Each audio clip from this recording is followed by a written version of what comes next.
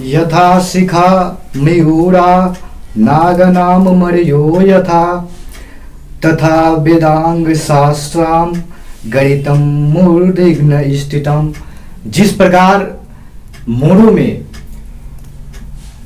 शिखा और नाग में मणि का स्थान सर्वोपरि होता है, उसी प्रकार वेदों और पुराणों में गणित का स्थान सर्वप्रथम और सबसे ऊपर माना जाता है। आज गणित के आधुनिक युग के मुख्य रूप से गणित के विद्वान माने जाने वाले श्रीनिवास रामानुजन के जन्म दिवस को राष्ट्रीय गणित दिवस के रूप में मनाए जा रहे पूरे विश्व में विख्यात रामानुजन के जन्म दिवस पे आप सभी का मैं हार्दिक अभिनंदन एवं वंदन करता हूँ। आपको बताने पर मुझे गर्व हो रहा है कि गणित विश्व का एकलौता ऐसा विषय है जो पूरे विश्व में सबसे ज्यादा पढ़ाया जाने वाला विषय है। गणित पूरे विश्व में सबसे ज्यादा पढ़ाया जाने वाला विषय है। तो इन्हीं विद्वान गणितज्ञ श्री रामानुजन के बारे में दो शब्द बोलना चाहूंगा। रामानुजन का जन्म 22 दिसंबर 1887 ईस्वी में तमिलनाडु में हुआ था। जब वे 3 वर्ष के अवस्था में थे तो उन 3 वर्ष के अवस्था में वे बोलना प्रारंभ नहीं किए थे। उनके माता पिता ये देखकर हैरान थे कि 3 वर्ष के हमारा बच्चा हो गया, अभी तक वो बोल नहीं पा रहा है। इस बात से वे हैरान थे। 4 वर्ष की अवस्था में उन्होंने बोलना प्रारंभ किया। उनकी एक बहुत अच्छी आदत थी कि जब भी वे स्कूल पीरियड में जाते थे तो स्कूल पीरियड में उनको वे मतलब टीचर के प्रति इतने भाव विभोर हो जाते थे। मतलब ये कहा जाए कि टीचर के प्रति एक उनका अनुशासन, बोलने में मिठास इतना मधुर था कि टीचर उससे भी आत्मविभोर हुआ करते थे। वे हमेशा क्लासों में मतलब छोटी छोटी बातें बहुत पूछा करते थे टीचर से। जैसे नॉर्मल से बच्चे जो हरकतें करते हैं, जैसे अगर हम कह दें कि मुझे लड्डू खाना पसंद है तो वे तुरंत जवाब देते थे लड्डू क्यों खाना पसंद है। अगर हम कह दें कि मुझे खेलना पसंद है तो उनका तुरंत जवाब आता था कि खेलना क्यों पसंद है। जैसे नॉर्मल हरकतें बच्चे करते हैं। एक दिन की बात है, वे क्लास में बैठे थे बेंच पे और सभी उनके आसपास भी रहते थे। तो वहां पे टीचर ने कहे कि विद्यार्थियों, यदि सेब की संख्या 6 हो और विद्यार्थियों की संख्या 6 हो, कहने मतलब कि सेबों की संख्या 6 हो और विद्यार्थियों की संख्या 6 हो, तो क्या प्रत्येक विद्यार्थी को एक एक सेब मिलेगा? तो उनमें से एक विद्यार्थी तुरंत खड़ा हुआ और कहा, सर, अगर सेब की संख्या 0 हो और विद्यार्थियों की संख्या 0 हो, तब क्या विद्यार्थियों को एक संख्या मिलेगा, मतलब सेब की संख्या मिलेगा? तो टीचर तुरंत नाराज हो गया कि कैसा अटखटी बातें कर रहा है। मतलब वो टीचर उनको मूर्ख समझने लगा। वह बच्चा कोई और नहीं बल्कि श्रीनिवास रामानुजन जी थे। वही आत्मविभोर अपने बातों और अपने संख्याओं का बल पे, उस शब्द का एक बल रखने वाला वही महान गणितज्ञ रामानुजन थे। उनके कहने का मतलब था कि अगर क्या 0 में 0 से डिवाइड कर दिया जाए, क्या 1 हो सकता है? क्या 0 में 0 से डिवाइड कर दिया जाए 1 हो सकता है क्या? उसी तर्क के आधार पे उन्होंने उन टीचर को क्वेश्चन किया था। और जब नॉर्मल वे प्राथमिक विद्यालयों में पढ़ा करते थे तो उस समय सबसे ज्यादा उनका अगर विषय पे जोर था तो वह था गणित। गणित में सबसे ज्यादा वो रुचि रखते थे और विषयों की कमांड में सबसे ज्यादा गणित पे जोर देते थे। जब हाई स्कूल की परीक्षा उन्होंने उत्तीर्ण की, उस समय गणित में सबसे ज्यादा उनका पूर्णांक था और अन्य विषयों की भांति गणित में ज्यादा था लेकिन अन्य विषय में कम थे। उन्होंने उनका आर्थिक स्थिति बहुत कमजोर था। नॉर्मल में जैसे उस समय वे बहुत से पॉइंट्स जैसे सिक्के वो एकत्र करके रखे थे एक झोले में। उन्हीं सिक्कों में से ये था कि श्रीनिवास रामानुजन जी अपने आर्थिक स्थिति के हिसाब से बहुत कम खर्चे करते थे। जैसे जो नॉर्मल, जैसे उनका जैसे एडवांस खर्चा नहीं था, जो भी खर्चे थे वो सीमित थे, और वे अपने पैसे को अदर फैकल्टी में खर्च करने के बजाय वो अपने पैसे को अपने बुक, किताब, पेन, मतलब अपने अध्ययन के सामग्रियों को जुटाने में अधिक प्रयत्न करते थे। 4 रुपये 5 रुपये बहुत था, 4 रुपये 5 रुपये अगर बचा लेते थे तो नॉर्मल में अपना बुक, किताब या किसी भी गणितज्ञ का जो जिसमें नॉर्मल थ्योरम है, फार्मूले, उसको एकत्र करके उनको पढ़ते थे। यही उनका एक व्यवस्था था। तो उस समय उनकी आर्थिक स्थिति बहुत ही कमजोर थी। उनके पिताजी एक नॉर्मल छोटे कार्य करते थे। उनके माता पिता हमेशा प्रयास करते थे कि हमारा बच्चा मतलब अच्छे स्कूलों में पढ़े और अच्छा से अध्ययन करे, लेकिन रामानुजन को उस आर्थिक स्थिति में पढ़ना इतना कमजोर पड़ गया। हाई स्कूल के बाद उन्होंने इंटर की उपाधि एक कॉलेज से ली। उसके बाद वे सोचे कि क्यों ना हम जो गणित में रुचि रखता है, जो विद्यार्थी गणित में रुचि रखता हो, उस विद्यार्थियों को हम खोजें। वे वहां से मद्रास चले गए और मद्रास में वे उन विद्यार्थियों को खोजना प्रारंभ किए जो एक्चुअल में गणित में रुचि रखता हो, और उन विद्यार्थियों को बुलाए और उनको ट्यूशन देना प्रारंभ किए। वे एक विद्यार्थी से ट्यूशन के मात्र 4 रुपये लेते थे, 4 रुपये, और उस समय उनकी उस पैसे से पठन पाठन की जो सामग्री है वह मतलब आगे बढ़ती चली। उस पैसे से वह अपना पठन पाठन कर लिए, और उसी प्रकार उनका भेंट एक गणित के विद्वान थे उनसे होता है।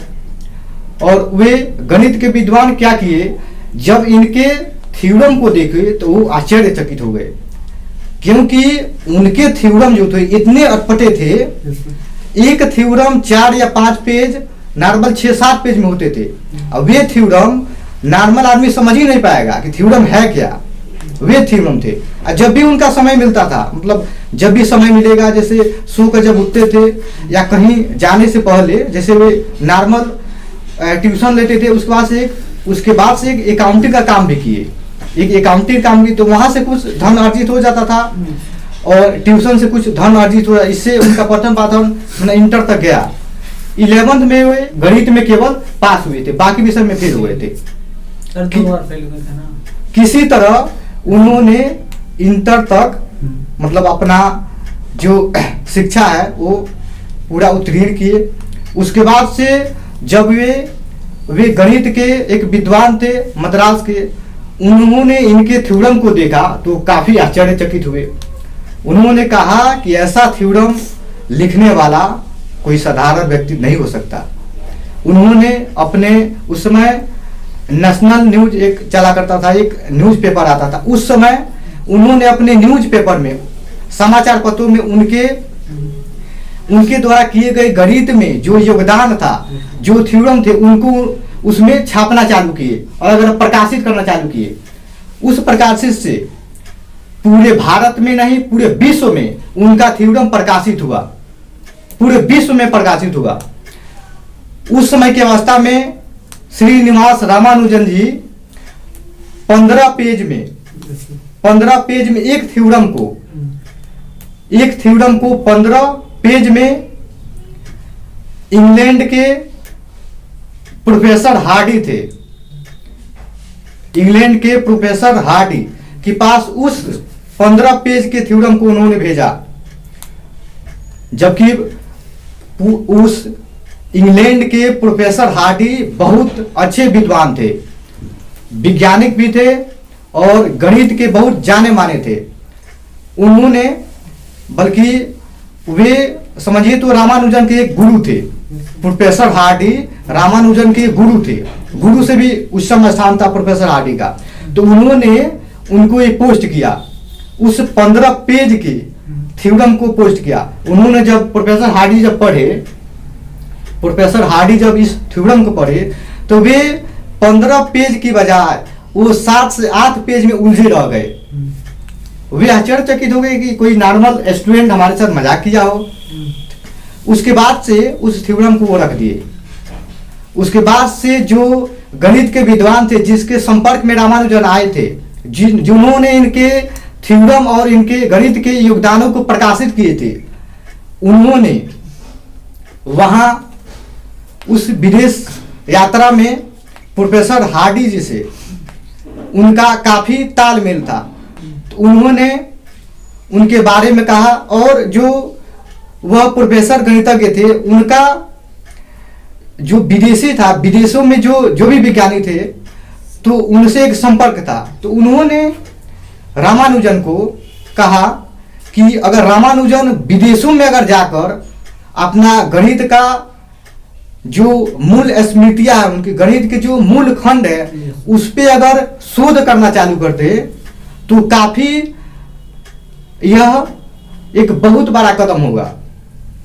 श्रीनिवास रामानुजन जी इंग्लैंड चले गए और इंग्लैंड में प्रोफेसर हार्डी और श्रीनिवास रामानुजन जी मिलकर उनका एक जोड़ी, समझिए कि एक पिता और पुत्र का तुल्य, एक गुरु और शिष्य का तुल्य इतना विख्यात हुआ कि उन्होंने रामानुजन जी और प्रोफेसर हार्डी दोनों ने मिलकर काफी गणित में शोध किए।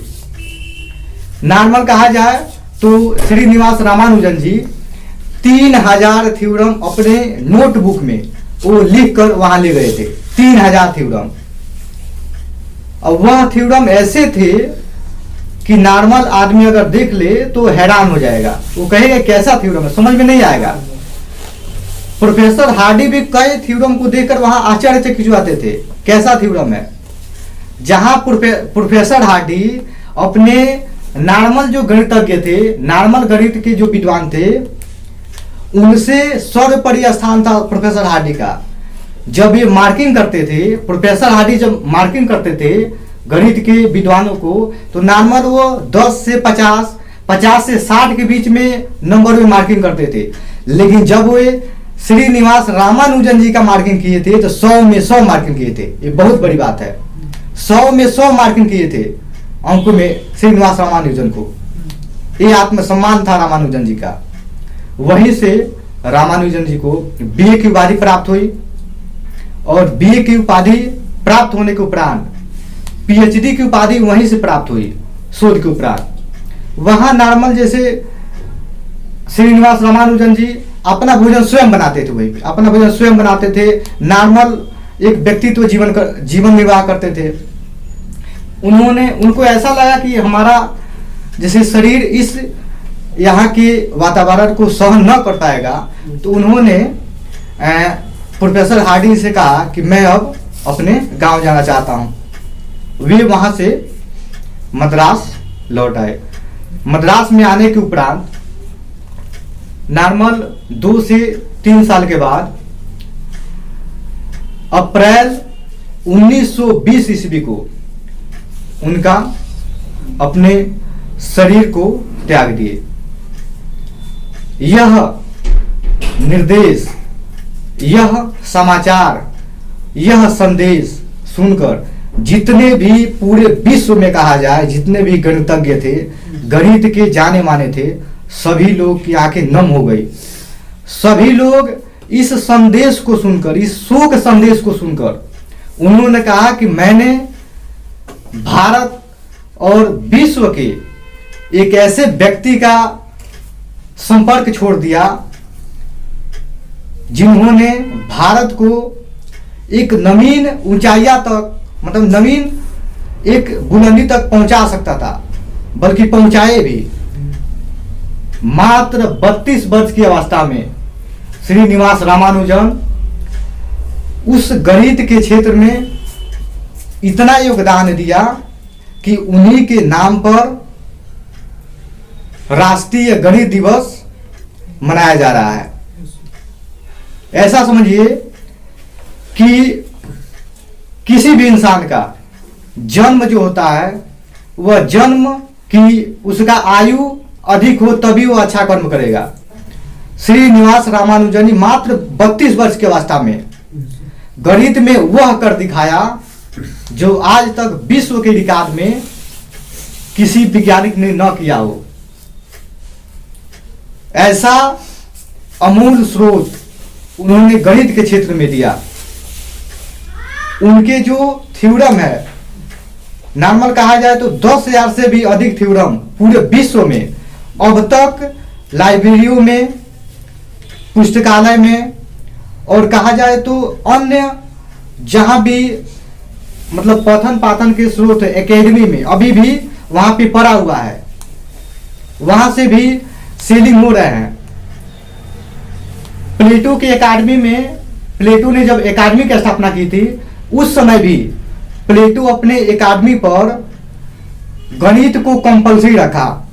वहां प्लेटो ने कहा था कि बिना गणित के ज्ञान के बिना, बिना गणित के ज्ञान के बिना इस एकेडमी में प्रवेश वर्जित है।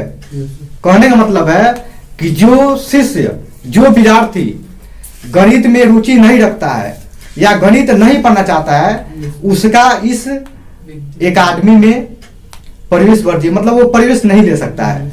गणित जो पढ़ेगा विद्यार्थी वही इस एकेडमी में प्रवेश लेगा। पहला जो एकेडमी का स्थापना किया था प्लेटो ने किया था।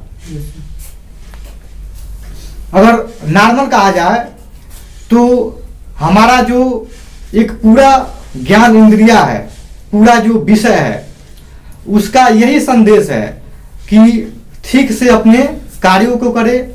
और ये हमारा नॉर्मल एज कभी निर्धारित नहीं करता है कि हम एक ही एज में या इतने ही एज के कैटेगरी में अपने एक अच्छे कार्य को करें।